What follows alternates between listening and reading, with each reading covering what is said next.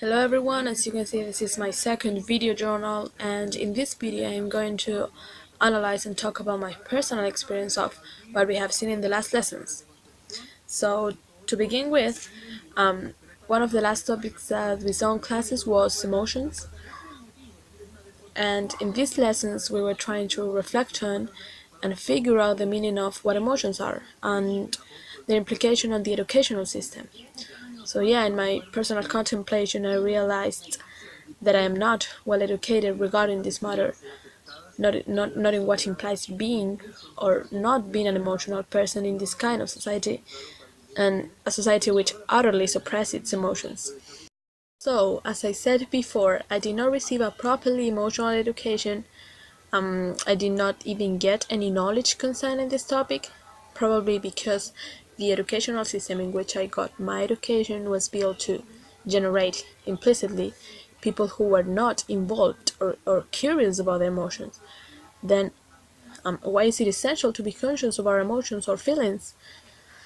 Well, from my point of view, they allow us to create a link between reality and surviving.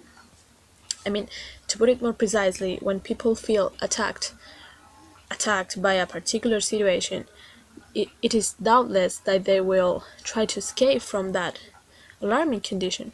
So, therefore, this behavior will allow people to feel more safe or free from any danger. So, you see, this is just one of many methods of human survival that includes emotions. Moving on the struggle of being or not being an emotional person, I discerned that I am an emotional one, but I am always trying to suppress my emotions because I think that I can control them, but sometimes it is just impossible to deal with them. To conclude with this topic, I considered crucial to acknowledge the importance of emotions in our ELT process. It seems to me that as future teachers, we should apply the emotional hygiene, which implies a balance between physical and psychological health, and as they complement each other.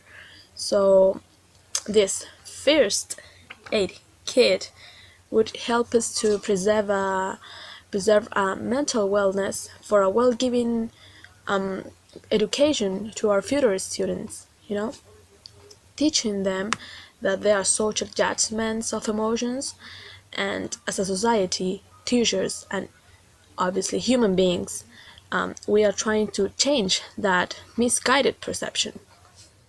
On the other hand, another topic that we have seen is preferences, which is quite connected with the topic already mentioned, emotions. And however, preferences has a purpose focused on self-discovering, and it is like a subtopic of this matter, self-discovery, and certainly involves an inward journey.